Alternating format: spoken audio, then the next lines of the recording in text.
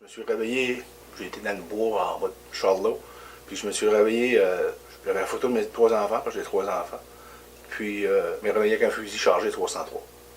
Ça m'a fait prendre conscience de vraiment un gros problème, Mario, là. Fait que j'ai appelé ma soeur, puis elle m'a dépanné pour une couple de journées, puis j'ai appelé ici au traitement de l'indépendance. Puis on dit que ça peut prendre 2 semaines avant que tu aies de la place, mais finalement j'ai été chanceux. J'ai appelé le jeudi, puis j'ai rentré samedi matin. J'étais ici pour 21 jours.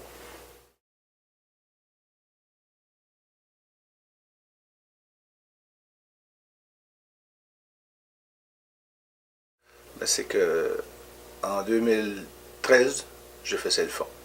Moi, je souffre de dépendance. Ma première dépendance, c'est l'alcool. Mais j'aime pas le mot alcoolique. Parce que je suis pas juste ça. Moi, un alcoolique, mon père est alcoolique. J'accepte ça, là. Mais pour moi, on est en 2015, 2016. Un alcoolique, je suis pas juste ça. Je suis un père de famille. Je suis un frère. Je suis un oncle. Je veux pas me faire étiqueter, je déteste ça. Alors que je souffre de dépendance. Dépendance à l'alcool, mais durant mon séjour pendant, j'ai développé une autre dépendance. Dépendance au jeu. Vidéo-loterie, machine à poker. Fait que les deux ensemble, ça fait un moyen cocktail. Ça fait mal. Le soir seulement, aussitôt je sortais de travailler, je sortais de travailler à 5 heures. Je suis à la commission de liqueur à 5h15. Je buvais principalement dans mon auto, je n'ai pas honte de le dire. J'arrive à la maison, je suis tout seul parce que ma femme m'a quitté en 2000. C'est ça, ma femme m'a quitté en 2000. Puis j'ai continué à boire, mais je buvais le soir. Je suis un buveur solitaire, dans mon auto ou à la maison. Puis je me couchais à 9h30, pas plus tard qu'à 9h. Je me levais le matin. Il n'y a personne qui savait que je buvais. Personne ne s'apercevait. Je n'ai jamais appelé malade en cause de la boisson pour travailler. Peut-être une couple de fois, là.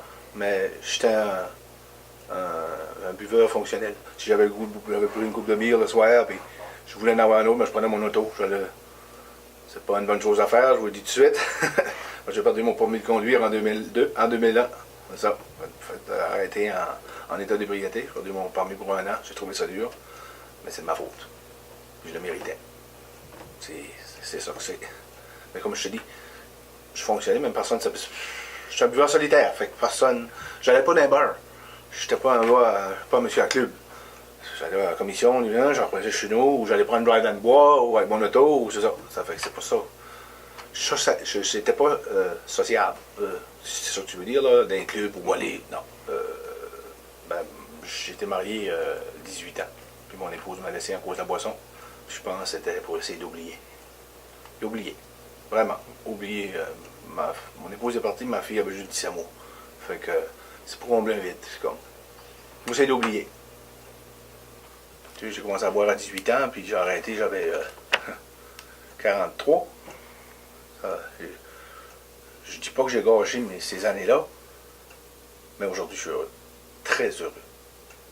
Je suis heureux, c'est pas facile, mais si je l'ai fait, tout le monde est capable de le faire. Je vous jure. Mais il faut le vouloir. Parce que si tu viens pas ici pour toi, ça ne fonctionnera pas.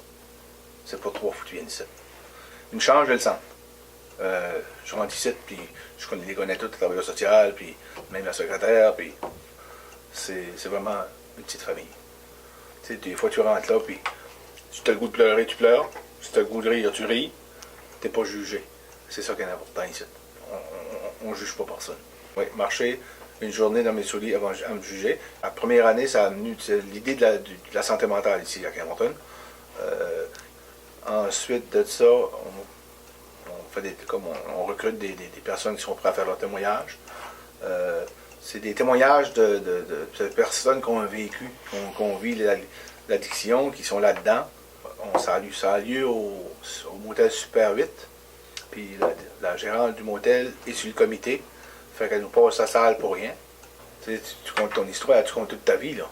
Moi, je l'ai faite, mais ça a tourné, comme je te dis, les journalistes, puis Radio-Canada était là, mais c'est pas ça que je voulais, là. Je rentrais au Sobeys. Hey, on t'a vu sur la TV hier soir. C'est pas une vedette que j'essaie d'être, là. C'était pas ça, là. Mais c'est mon vécu. Puis il y a du monde qui dit, hein, t'avais un problème de boisson? Problème de jeu? Oui, on savait pas. Ben, c'est ça. Mais là, vous savez. J'ai pas honte. Pas honte en doute. Au début, j'avais honte, mais là, j'ai pas honte.